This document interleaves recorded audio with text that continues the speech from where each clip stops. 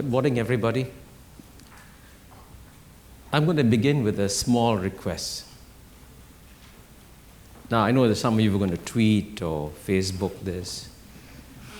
Whatever you do, don't tweet that Kishore spoke about small states. You can create a Black Swan event in Singapore.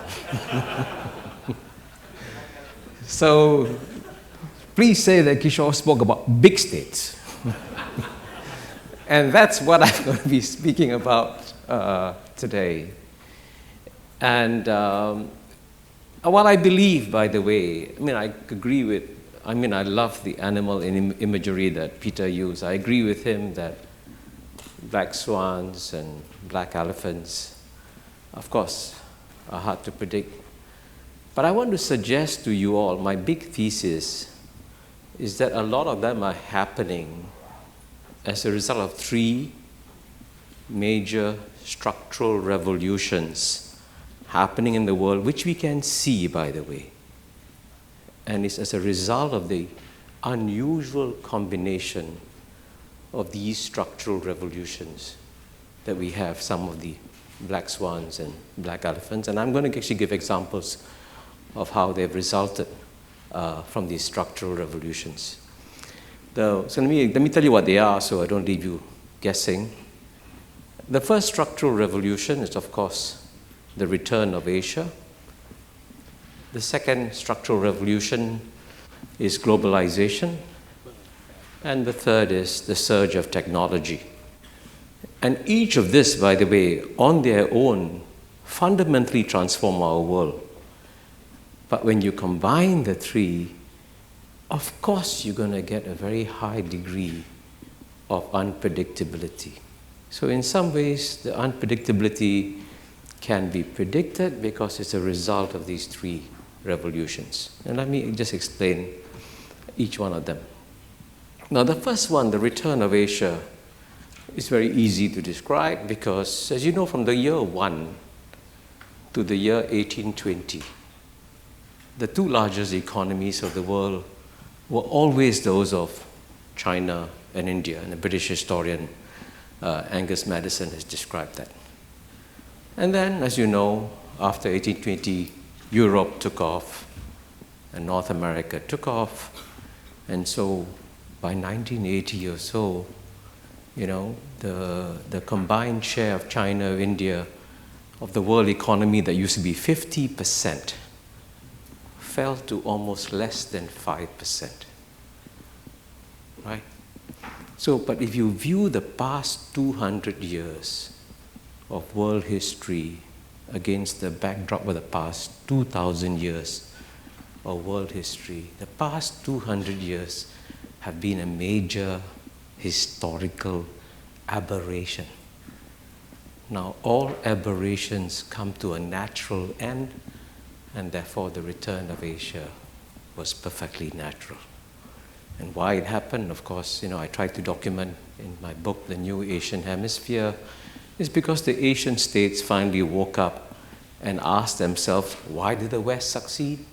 They say, well, the West succeeded because they had implemented 7 pillars of Western wisdom. Let's take these 7 pillars, apply them to our societies, and we will take off. And they did. And of course, what's surprising, though, is how fast this return is happening.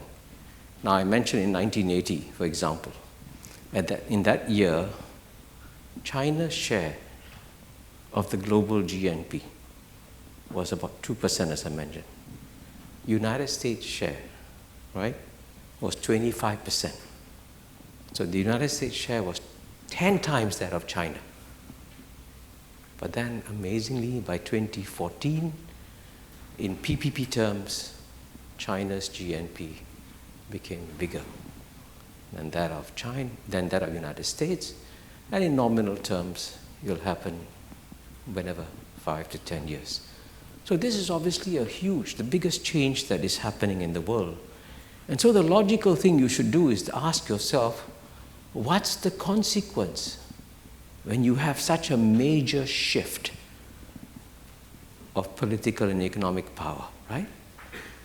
Now, the most shocking thing about our world today, and I can say this with great conviction, is that not one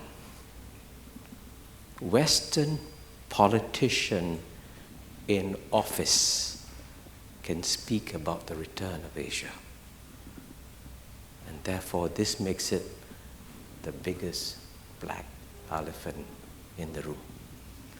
And I can tell you how difficult it is to get a discussion going, because by a sheer coincidence, 4 or 5 years ago in Davos, I was asked to chair a panel on the future of American power. And it was a very high-level panel, 2 senators, including Senator Corker, a New York congresswoman, and Mike Froman, then I think Deputy National Security Advisor. So I asked the first question, what do you see as the future of American power? And the answer was, we'll be number one, we'll be number one, we'll be number one. So I said, okay. I said, but I've seen some predictions that suggest that maybe things might change. And then I realized, and that was a shocking revelation to me, right in front of me in Davos, not one American politician can have words coming out of his or her mouth saying, when America becomes number 2, if America becomes number 2, you can't say it. And Senator Corker was the smartest guy on the panel. He said, Mr. Chairman, I can do the maths. I see where you're taking us. I'm not going there. He didn't want to be quoted about talking when America becomes number 2 or if America becomes number 2. Now, just ask yourself a simple question.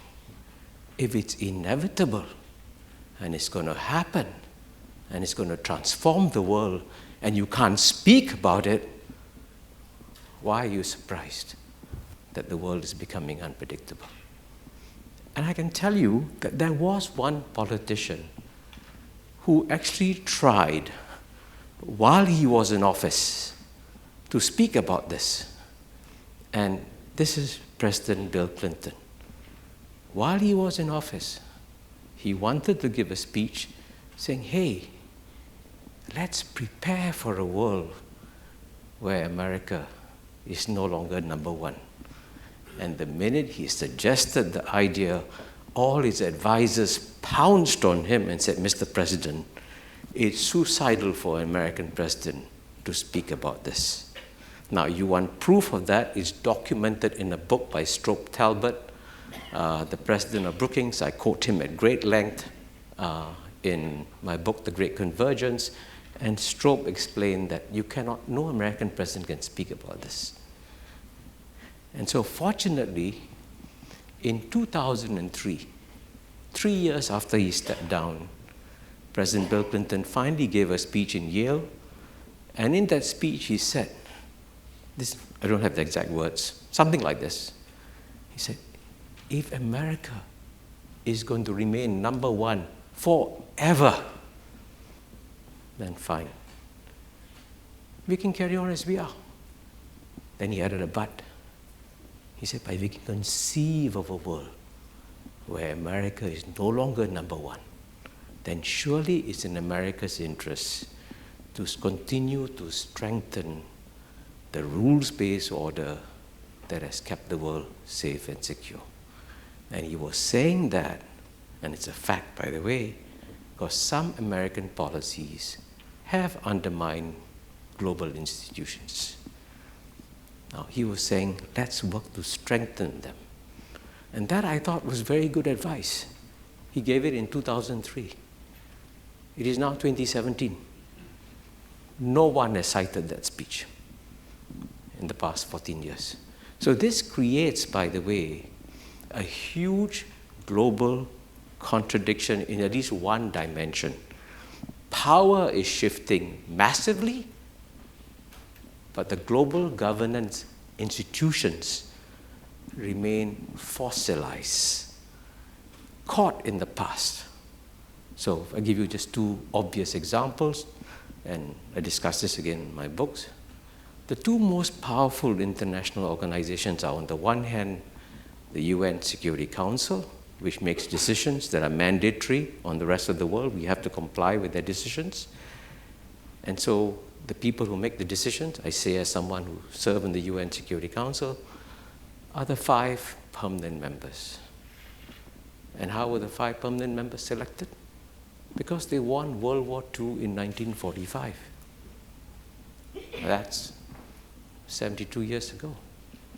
And so as a result, Martin Wolf once wrote a column, again, you can Google and get it, saying if you live in a world in 2045 where the UK remains a member, permanent member of the UN Security Council, and India is not, then it's an untenable world, right?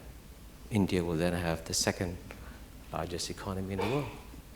So you see, that's an example of a contradiction coming.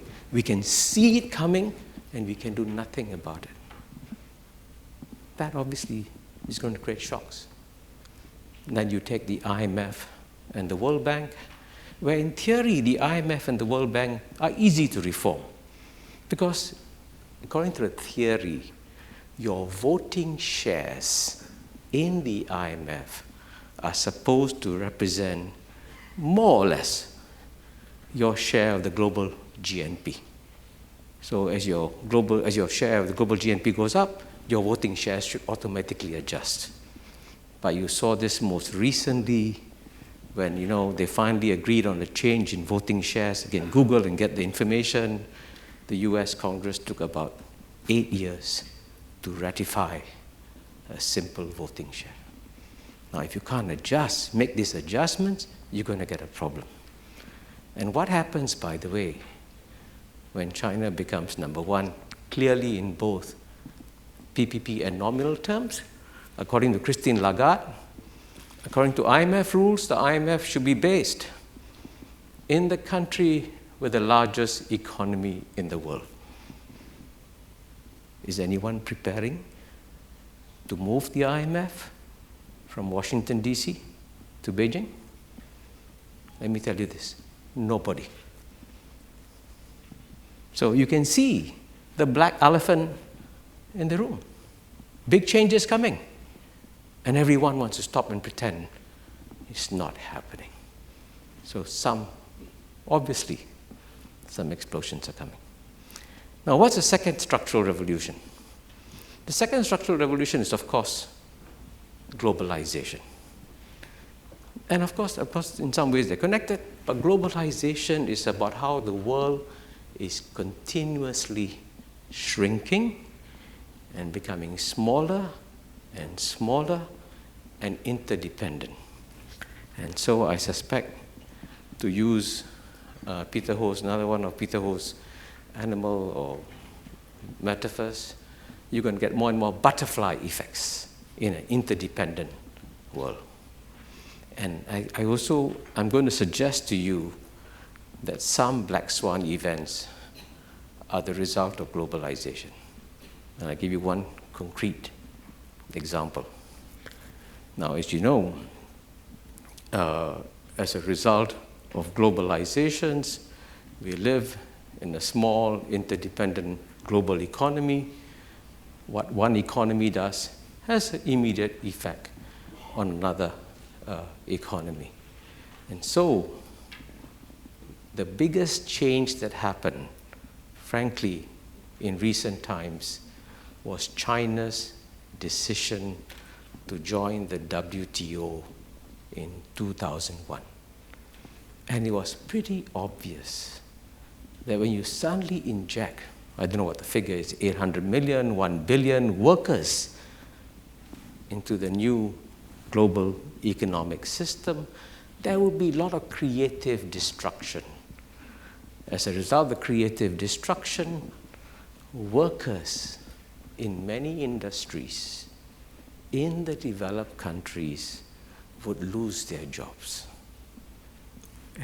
And also, and in this one you can Google and check on my website, I quote from a man called Bill Johnson, who says that from 1945 to 1973, productivity went up like this, wages went up like this.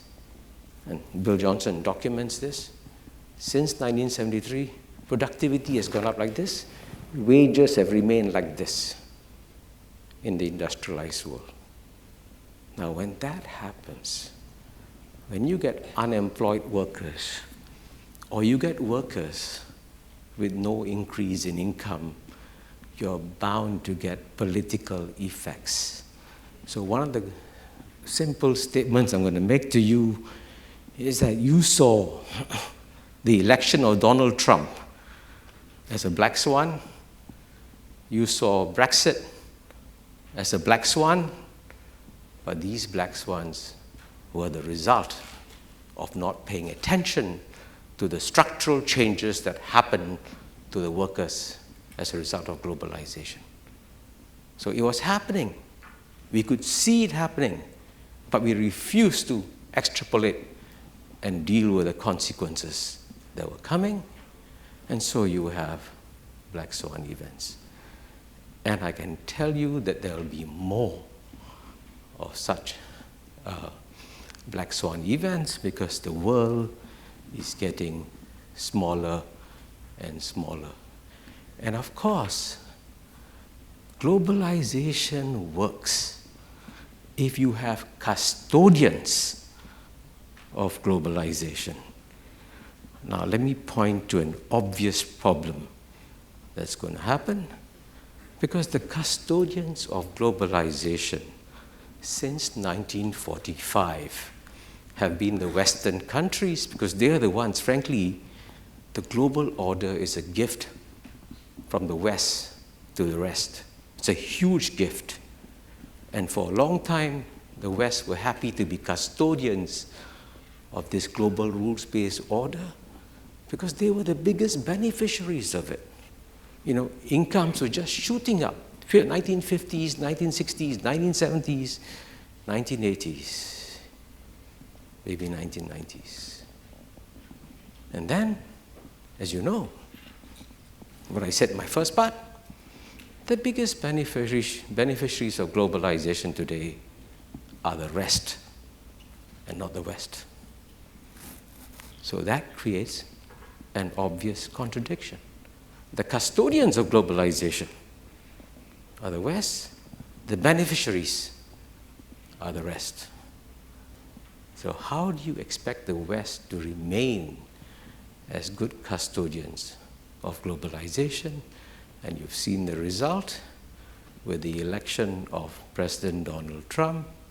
He's asking very fundamental questions. Why are we signing free trade agreements? Why are we adopting the Paris Climate Change Agreement? Suddenly, the natural leader of all these globalization processes is saying, no, I'm not going to do it. So who's going to do it? And the obvious answer has to be the biggest beneficiary now of globalization, and that, of course, is China.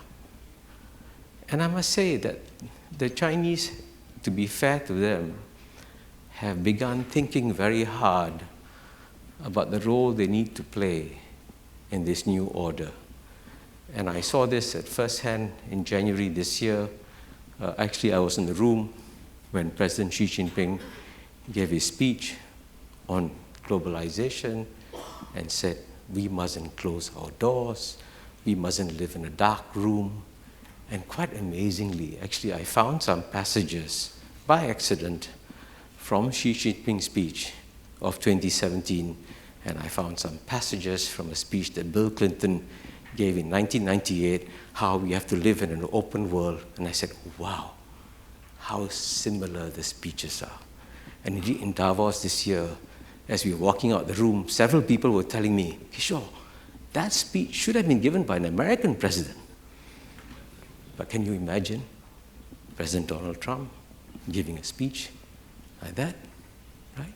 That's how much the world has changed. And I can tell you that the next day after Davos, Xi Jinping also gave a good speech in Geneva, where he again talked about the need to transform the global institutions. So you have now China coming out to say, hey, how do we manage this global order?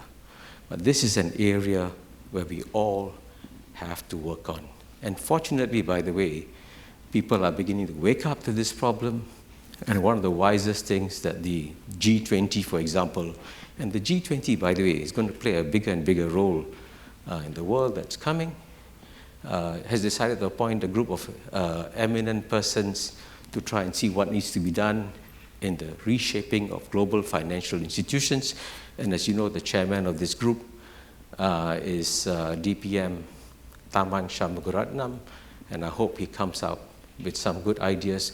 Our school, the Lee Kuan Yew School of Public Policy, especially our Center on Asia and Globalization, is going to try and support his efforts, because we do believe some changes have to happen as a result of these massive changes. So that's the second structural revolution. Now let me quickly deal with the third one, on which I'll be very honest, I know the least, which is on technology.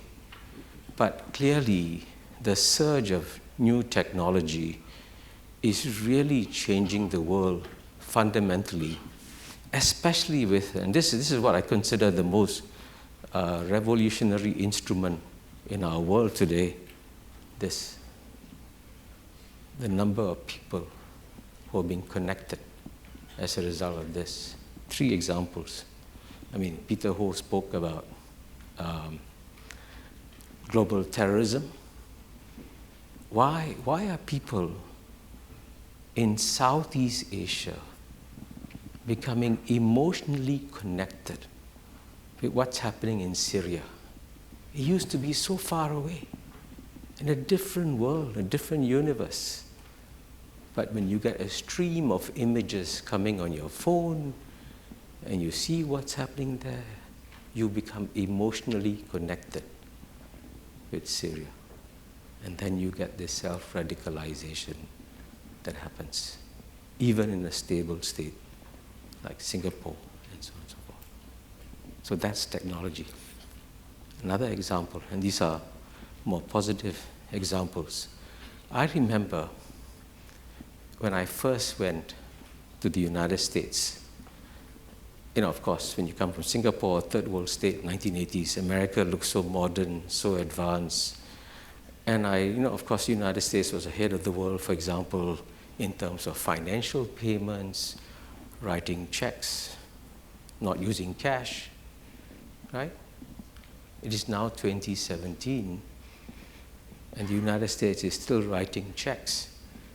But if you go to China, almost everything is paid for by mobile payments. And it's actually quite amazing. You can do anything with your cell phone in China. So how did it happen? How did the United States, the leader in mobile payments and leader in financial transactions, lose to China?